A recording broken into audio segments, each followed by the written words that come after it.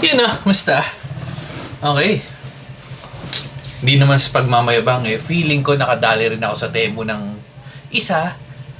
Eh yun eh kung legit. Yun eh kung legit yung nabili natin. So, buksan natin. Ang presyo nito, inon ko yung notification ko. Tulad ng mga sinasabi sa comment sec. Daan muna, daan. Okay. So, inon ko yung notification ko.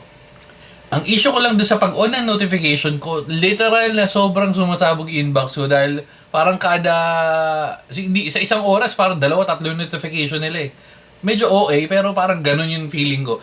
Okay, so magkano ko nakuha tong, kita mo, parang ganyan. Ang daming mga pautot eh oh. Ayun oh, ang dami niyang pasabog na ganyan, masyado siyang flashy. Pero, ayan, ito yung ang trip kong ganyan. Tama na. Papakita ko lang sa kanila kung magkano nabili. Hindi pa rin natatapos. Ayaw nga namin yung free na yan. Wait lang. Gusto namin ng free pero wait lang. Ang anak ka ng toko. Ito na naman siya oh. Notification na naman oh. Okay, so order 1244. Tama ba? Okay, 1244. Nakuha ko siya ng 1244. Tingnan natin kung sulit at kung sakto lang. Ayun. Temu.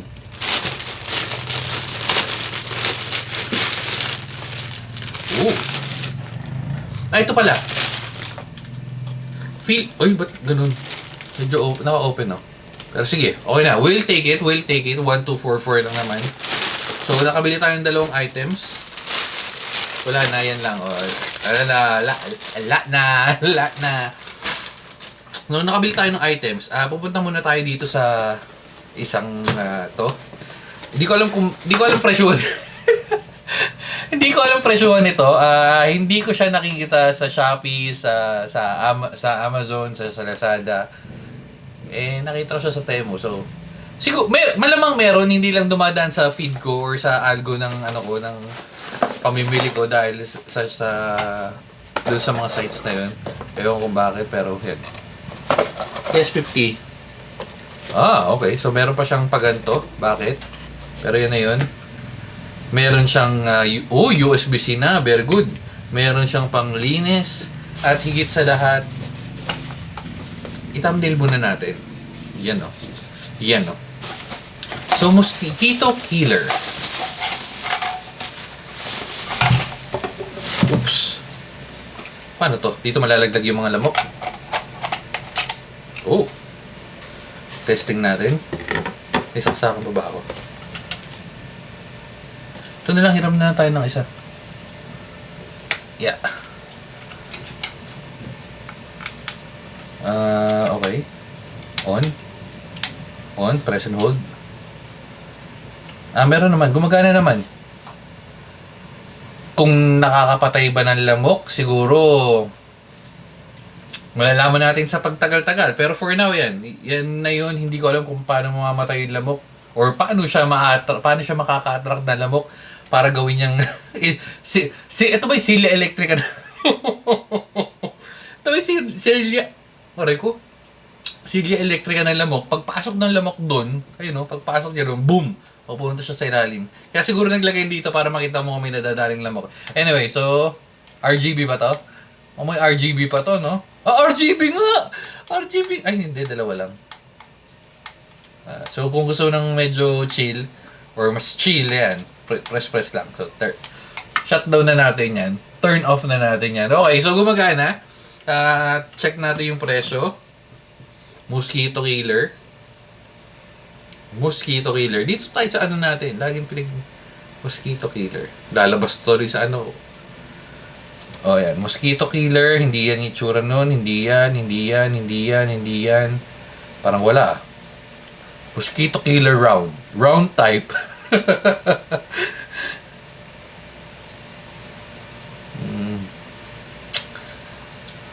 Wala Feeling ko dun lang sa kanila meron. Pero, ito, aesthetic naman siya. Pwede na rin i-display.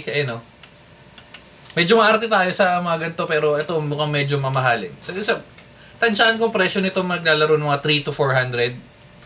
Pag nasa 500 medyo mahal, pero pwede na. Kasi meron na rin siyang freebies na cleaner, USB-C, at ito. Ewan ko para saan to, pero hindi naman siya sasakto kung saan eh. Pero yan, may mga libre siyang ganun. Okay. So, tabi na natin yan. Ano to? Tabi na rin natin yan. Punta na tayo dito sa main event natin. Nice one. Ito, ang feeling ko medyo mahal to. Ang model nito? AJ179P. Yan lang ba? Pag nag-check kayo sa shop o recta checkout kayo, sinecheck ko yung presyo eh. Pero minsan, may times na yung tinatamad na ako mag-check, so recta checkout. Pero ito, AJ179P. 79P. Ayun o, 1-1. Well, kung ganitong itsura niya, 1-1, pero nakuha natin ng 1244. Sulit to kung gumagana. Okay.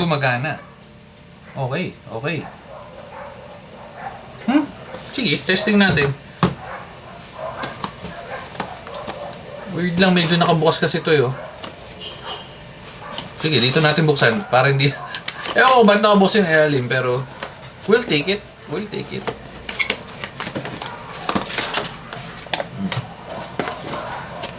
Okay, may kasamang manual.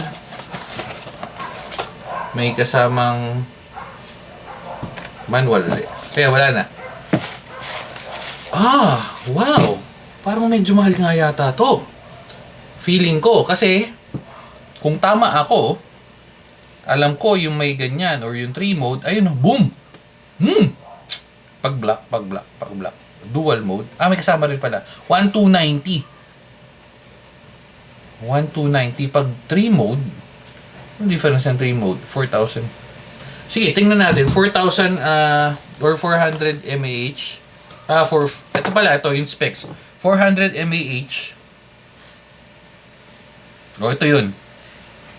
Dual mode. Pwede na. Dual mode. Yun yung 1244. Parang nakalibre tayo ng ganito.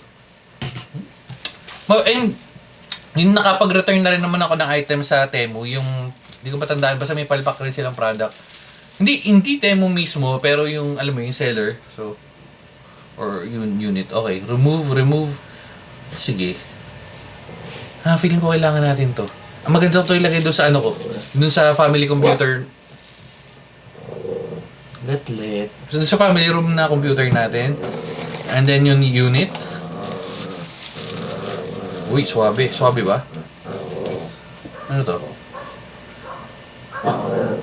Medyo off lang to kasi alam mo yun, tatanggalin mo eh. Swabe lang ba? Swabe lang. So dual mode, meaning meron siyang ganito. Uy. Nice one. Pwede. 1244. So, yun siya. Pili ko kailangan natin tapusin. Iti-testing ko na lang to in a different video or what. Pwede. For the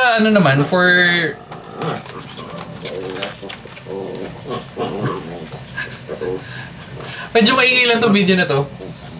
For maraming naman tayong na-order na Ajas na mouse. And halos lahat naman okay.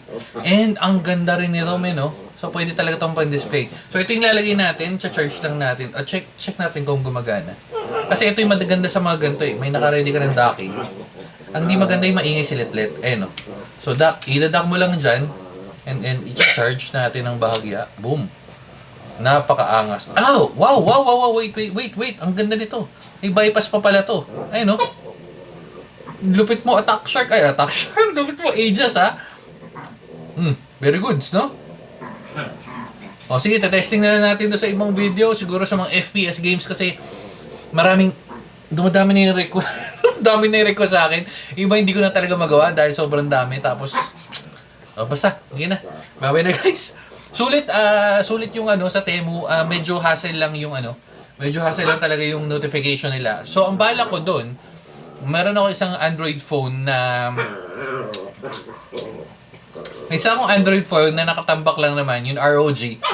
Doon ko ipapasok yung Temu ko. So, yun lang talagang silbi niya, tumanggap ng notification. At dito sa mga ano ko, tatanggalin ko na yung notification ng Temu. So, doon na papasok yung lahat ng notification. Parang naka-on pa rin. At the same time, pag may mga ganong klaseng parang ganito, feeling ko hindi siya ganong kasulit. Siguro out of 100, siguro mga nasa 70%. Kasi hindi naman siya, hindi naman, mga 300, 400, pwede na, pero hindi katulad, di ba, parang nabibili lang nila ng piso, yung iba 100, yung iba, depende, no? Pero siguro mga 60-70% pwede na yung nakuha natin. For the first time, medyo panalo yung nakuha natin sa Temu. So, dahil dyan, dito na natin tatapusin. Tsaka ang daming lilalabas ng Temu yung ads, yung nakita yung nakita yung sa Reel, sa Facebook. Yung ng scammer daw yung Temu kasi kailangan i-download yung app. Anyway, so dito na natin tatapusin. Nag-iingay na itong mga to. Dahil dyan, babay na guys. Babu.